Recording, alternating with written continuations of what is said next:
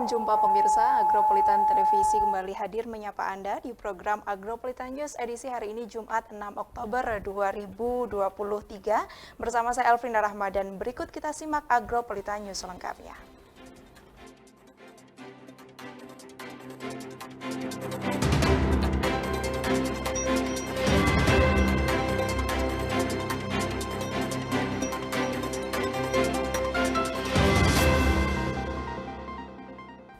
Pemirsa, mengawali Agropolitan News hari ini berikut kami rangkum berita seputar Malang Raya dalam News 60 Detik.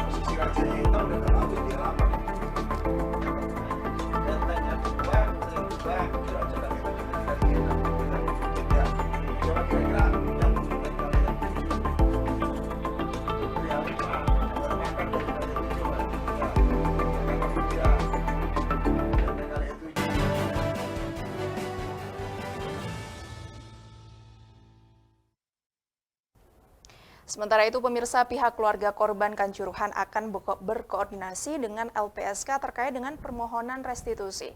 Hal tersebut sebagaimana sudah diasesmen per bulan Maret lalu.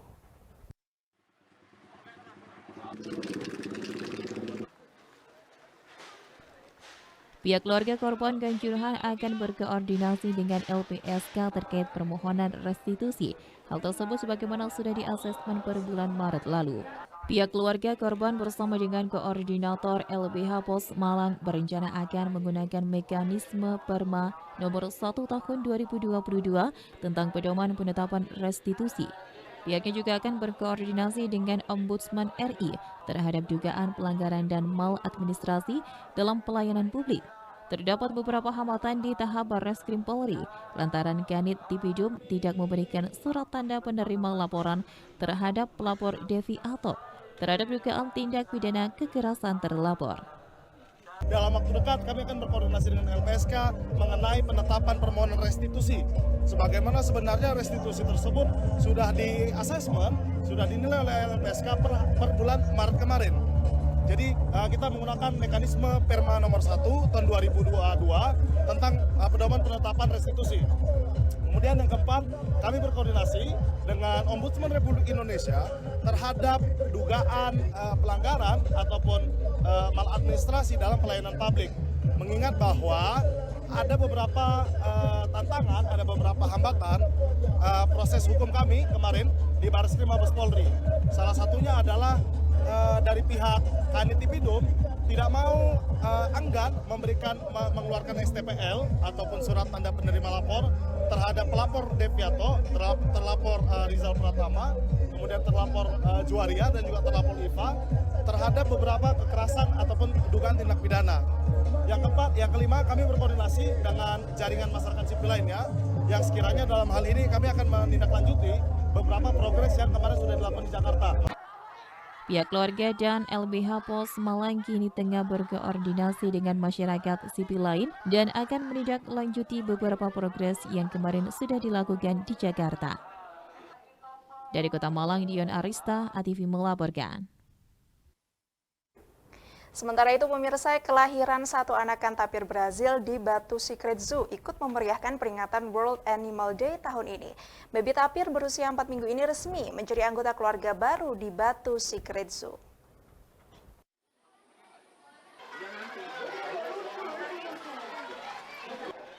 Pasangan tapir Brazil bernama Sally dan Fernando berhasil melahirkan satu anakan tapir betina, Tapirus terrestris yang lucu dan menggemaskan bernama Paulina. Paulina lahir pada 11 September 2023 lalu dalam keadaan sehat. Baby Paulina hidup bahagia bersama dengan kedua indukannya dalam sebuah ekosistem buatan Exhibit The Secret of Amazon yang diresmikan hari ini. Mereka hidup berdampingan bersama aneka hewan Amerika Selatan lain seperti squirrel monkey, kinkacho, kapibara, dan sloth yang langsung didatangkan dari Warsaw Zoo, Polandia Oktober mendatang. Saat ini Paulina tumbuh sehat dan berkembang dengan baik. Paulina menjadi anggota ketiga satwa koleksi Lembaga Konservasi Batu Secret Zoo dalam upaya melindungi populasi tapir Brazil yang semakin sedikit. Pengunjung beruntung bisa berinteraksi langsung dengan Paulina dan keluarga. Selain terhibur dengan keimutannya, juga menambah wawasan baru tentang satwa benua lain yang dilindungi.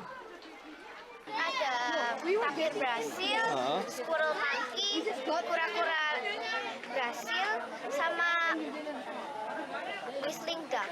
Apa yang belum pernah baru dilihat pertama kali apa? Semuanya sih. Semuanya baru pertama. Sebelumnya belum pernah lihat. Belum. Menurut kamu gimana tadi di Amazon Jungle? Seru. Lihat hewan baru. Seru kenapa? Karena bisa tahu hal yang baru tentang hewan-hewan yang dari tempat lain, bukan di Indonesia tetapi di Amazon.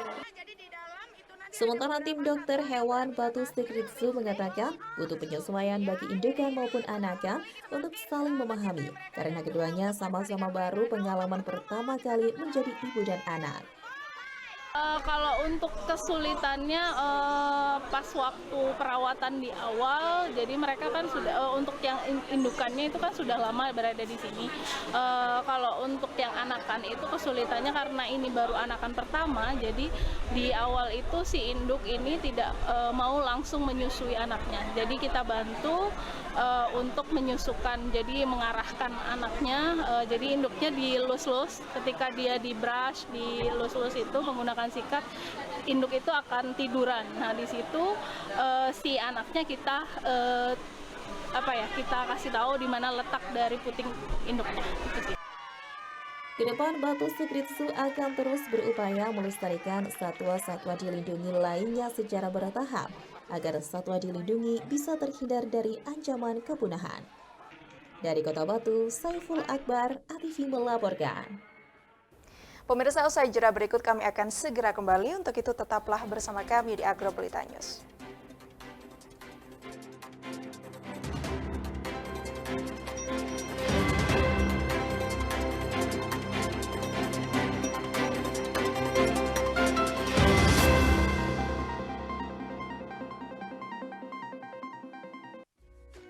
Jaga stunting itu penting.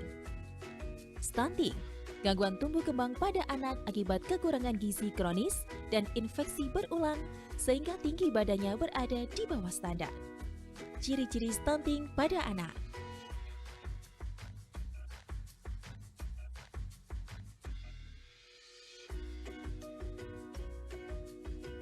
Penyebab stunting pada anak.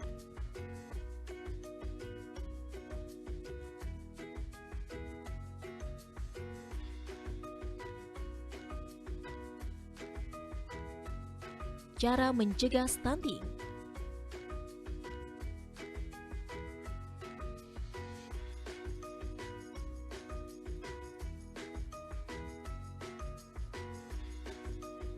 Ayo, cegah stunting.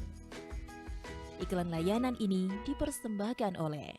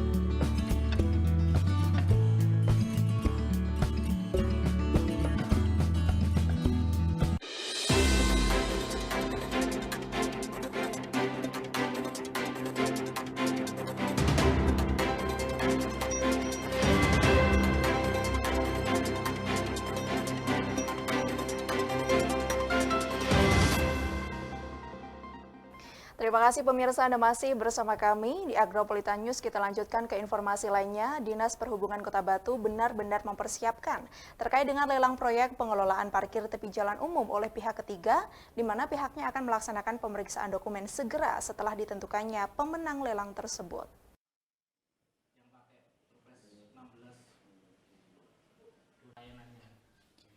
Dinas Perhubungan Kota Batu benar-benar mempersiapkan terkait dengan lelang proyek pengelolaan parkir tepi jalan umum oleh pihak ketiga, di mana pihaknya akan melaksanakan pemeriksaan dokumen segera setelah ditentukannya pemenang lelang tersebut. Disampaikan oleh Hari Juni, Kabid Parkir Dinas Perhubungan Kota Batu, bahwa nantinya setelah ada pemenang lelang proyek pengelolaan parkir tepi jalan umum oleh pihak ketiga, pihaknya akan melakukan pengecekan dokumen terlebih dahulu sebelum penandatanganan kontrak. Hal ini diperlukan dikarenakan di dalamnya terdapat jaminan eksekusi dan jaminan pelaksana, di mana pernah terjadi kontrak kerjasama dengan pihak ketiga diputuskan, dikarenakan tidak sesuai dengan kesepakatan dalam kontrak. Tapi sebelum nanti penandatangan, nanti kan ada pemenang lelang. Nanti akan sebelum penandatangan kontrak, itu akan kita cek dokumennya dulu. Karena di situ ada jaminan kontribusi dan jaminan pelaksanaan. Kenapa? Karena daerah-daerah lain yang sudah melaksanakan ada terjadi dalam perjalanan itu kontraknya diputuskan tidak sesuai dengan kesepakatan dalam kontrak. Nah, itulah kita kenapa ada jaminan kontribusi dan jaminan pelaksana. Sebelumnya, Komisi C DPRD Kota Batu bersama dengan Dinas Perhubungan dan Dinas terkait melaksanakan rapat kerja bersama terkait dengan persiapan dan progres rencana lelang proyek pengelolaan parkir tepi jalan umum oleh pihak ketiga. Dari Kota Batu, Abraham Patrika ATV melaporkan. Di sisi lain, terkait rencana lelang proyek pengelolaan retribusi parkir tepi jalan oleh pihak ketiga, pemirsa, Dinas Perhubungan Kota Batu menyampaikan bahwa rencananya ada 2 jenis lelang yang akan dilakukan, yaitu lelang pendapatan dan lelang jasa. Namun yang akan dilakukan pertama kali adalah lelang pendapatan.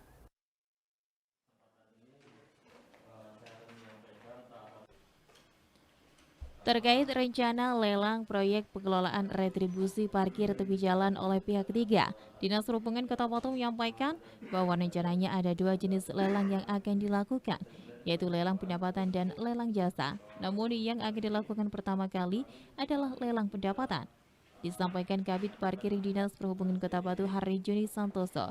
Hal ini disebabkan oleh fakta pendapatan dari retribusi parkir selama ini belum optimal. Oleh karena itu, Dishub telah membentuk tim pelaksana lelang pendapatan untuk merumuskan proses lelang dan regulasinya.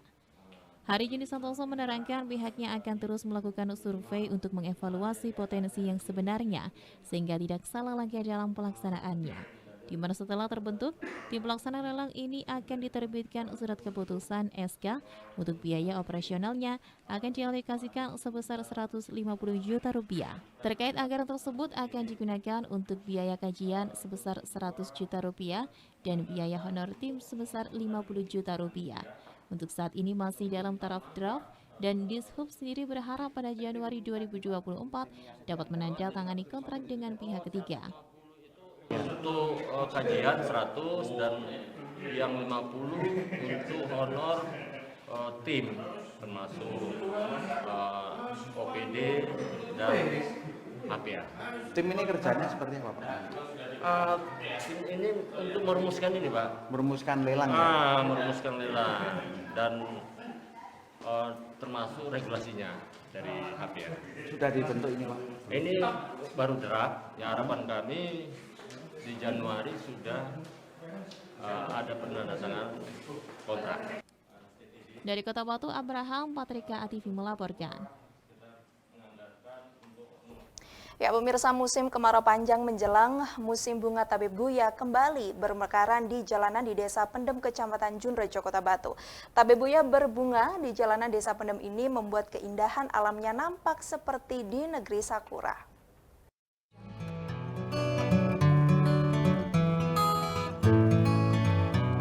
Tabib buya berbunga di Jalan Desa Pendem, Kecamatan Junrejo, menggoda mata para penduduk setempat dan pengguna jalan yang melintas. Mekar bunganya tabib buya kali ini, pesona musim semi tampil dalam bentuk tabib buya yang berbunga memperindah perkampungan di Desa Pendem. Tabib buya juga dikenal dengan sebutan pohon trompet, dikenal dengan bunganya yang berwarna kuning cerah dan berbentuk seperti terompet. Setiap tahunnya saat musim semi tiba, tabib buya menghiasi jalan-jalan, menciptakan pemandangan yang memukau.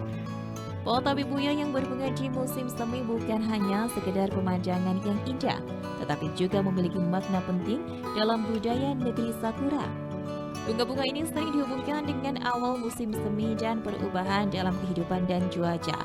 Mereka dianggap sebagai simbol harapan dan kebahagiaan untuk masa depan yang cerah. Penduduk setempat dan pengunjung berkumpul untuk menikmati keindahan tabib buya yang berbunga biasa pada pagi hari dan sore hari. Banyak yang mengambil foto-foto indah ini sebagai kenang-kenangan.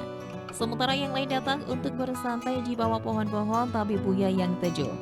Pemandangan tabib buya yang berbunga ini tidak hanya menghiasi perkampungan, tetapi juga mengingatkan kita akan keindahan alam dan kegembiraan yang dapat ditemukan dalam perubahan musim. Keindahan bunga tabib buya menjelang musim semi ini banyak dinanti oleh warga sekitar. Selain sebagai tanda musim penghujan akan tiba, juga memberikan kesejukan bagi pengunjung di lokasi mekarnya tabib buya di Desa Pendem, Kecamatan Junrejo.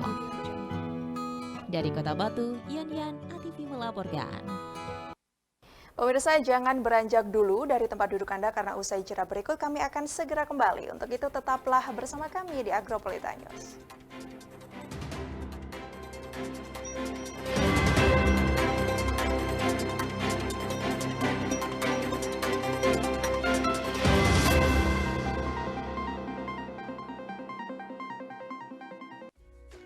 Jaga stunting itu penting.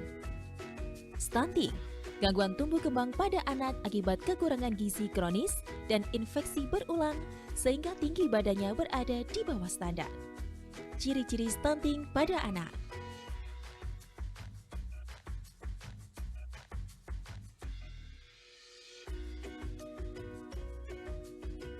Penyebab stunting pada anak.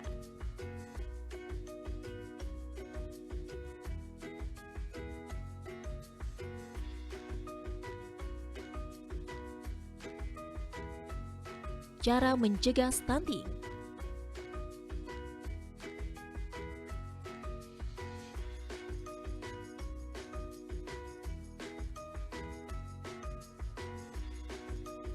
Ayo, cegah stunting. Iklan layanan ini dipersembahkan oleh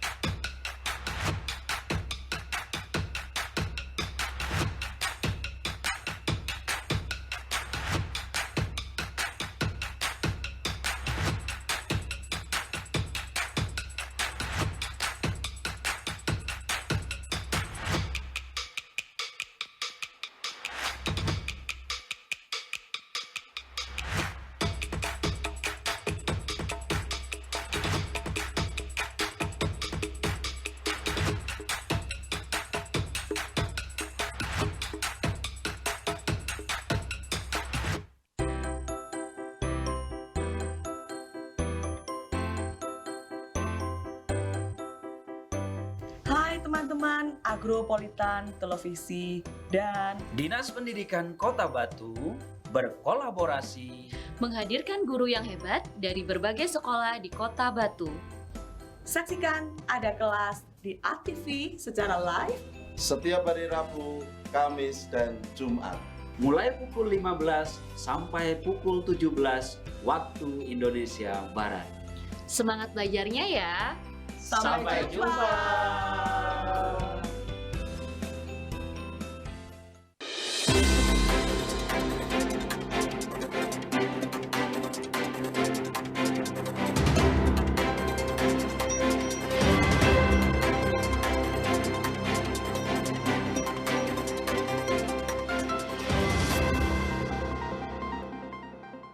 Terima kasih pemirsa, Anda masih bersama kami di Agropolitan News. Bagi Anda pemirsa, penyuka parfum nama bunga Frisia pasti sudah tidak asing lagi. Dikenali dengan aromanya yang wangi dan kuat, bunga satu ini sering dipakai dalam produk parfum, perawatan kulit, bahkan deterjen. Berikut kita simak dalam Fakta dan Unik.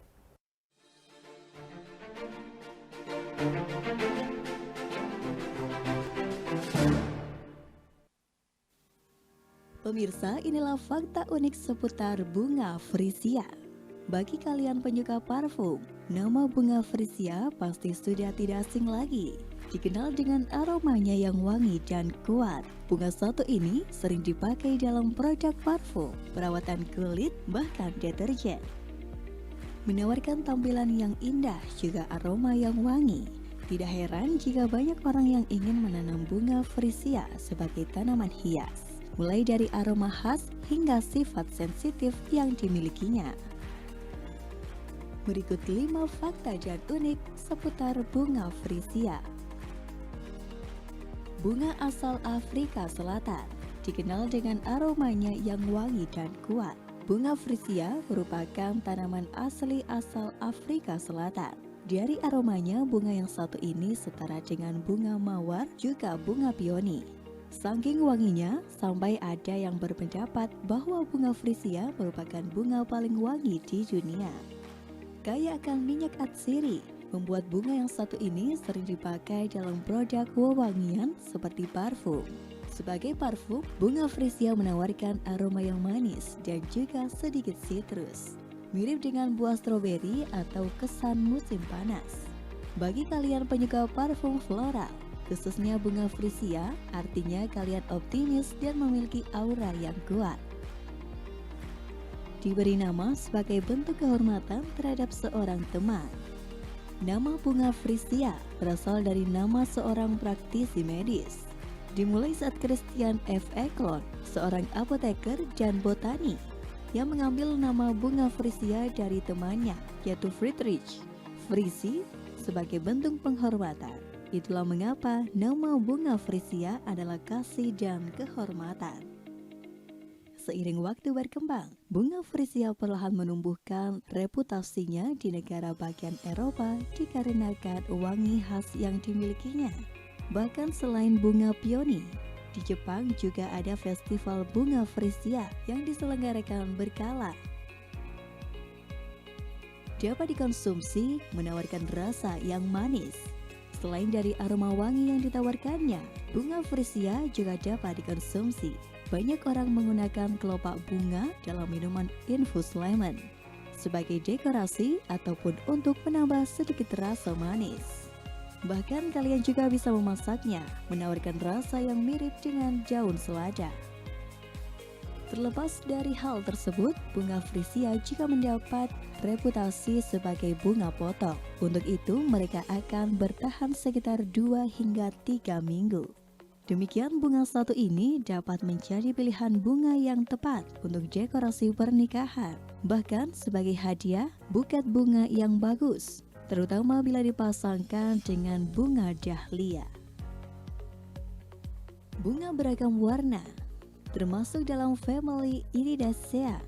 Bunga Frisia dikenal dengan warnanya yang beragam. Berdasarkan mitologi Yunani, iris berarti pelangi, merujuk pada banyaknya warna bunga yang ditawarkan. Mulai dari warna merah, warna putih, warna merah muda, warna kuning, warna orange, hingga warna ungu. Namun dari semuanya dikatakan warna merah yang memiliki aroma paling kuat. Secara umum, bunga frisia memiliki arti kemurnian, kepolosan, persahabatan, dan juga kebahagiaan. Jika Anda sedang mencari pilihan bunga untuk diberikan kepada sahabat, bunga frisia dapat menjadi pilihan yang tepat. Selain itu, bunga frisia juga dikatakan memiliki simbol ulang tahun perkawinan yang ke-7. Sangat sensitif terhadap suhu. Bunga frisia banyak dibudidayakan di Belanda berkat iklimnya yang sejuk. Bunga frisia membutuhkan temperatur yang rendah untuk tumbuh. Cocok ditanam pada awal musim dingin. Bunga frisia akan mekar pada musim semi dan kembali istirahat pada awal musim panas. Sangat sensitif terhadap suhu. Bunga satu ini tidak dapat tahan di bawah sinar matahari sepanjang siang hari, hanya pada pagi dan sore hari saja. Jadi mereka memerlukan tempat yang teduh saat siang hari, walaupun harus lembab. Namun bunga frisia tidak boleh kelebihan air atau akan membusuk. Walaupun agak sulit untuk dibudidayakan di Indonesia, kalian masih bisa membelinya di toko bunga terdekat, terutama di Jawa. Selain memiliki tampilan dan aroma yang enak, makna yang dikandung dalam bunga frisia juga dapat menjadi salah satu alasan untuk menjadi hadiah yang bagus untuk orang terkasih. Dan itulah pemirsa, 5 fakta dan unik seputar bunga frisia versi Fakta Unik.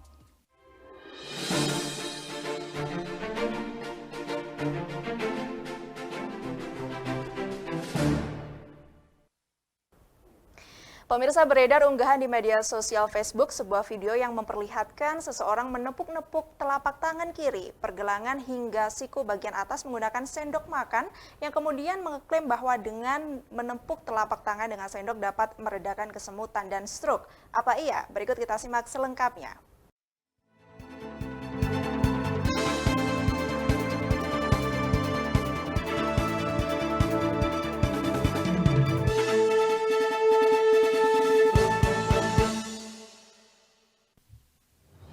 Halo Sobat News, tahukah kalian banyak sekali cuitan informasi yang setiap hari mengelilingi kita? Namun, apa iya? Apakah berita-berita tersebut sudah terbukti? Tim Apa Iya akan mengajak kalian untuk mengupas fakta di balik berita. Beredar unggahan di media sosial Facebook sebuah video yang memperlihatkan seseorang menepuk-nepuk telapak tangan kiri, pergelangan, hingga siku bagian atas menggunakan sendok makan yang kemudian mengklaim bahwa dengan menepuk telapak tangan dengan sendok dapat meredakan kesemutan dan stroke. Apa iya menepuk telapak tangan dengan sendok dapat menghilangkan kesemutan dan stroke?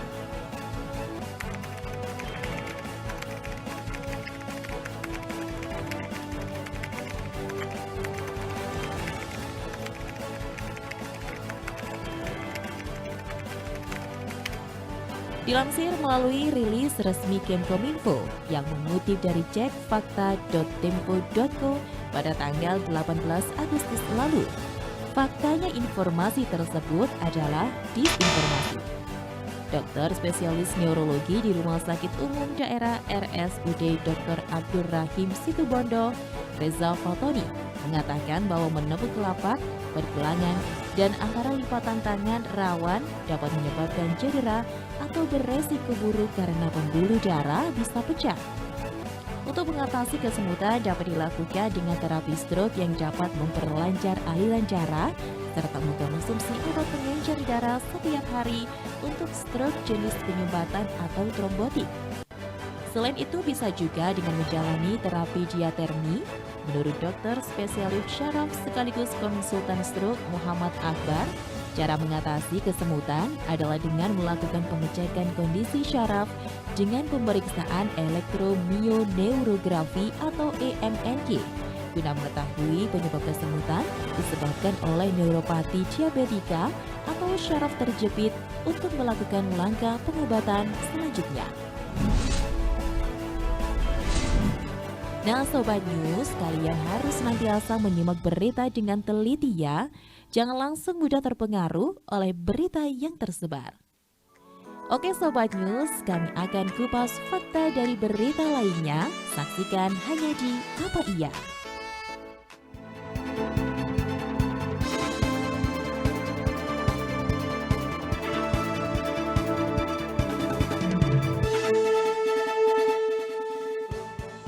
Pemirsa, berikut kami tampilkan informasi perakiraan cuaca pada edisi esok hari Sabtu 7 Oktober 2023 untuk daerah Malang Raya dari BMKG Stasiun Klimatologi Kelas 2 Malang. Dan informasi ini sekaligus menutup perjumpaan kita pada Agro Pelita News edisi hari ini.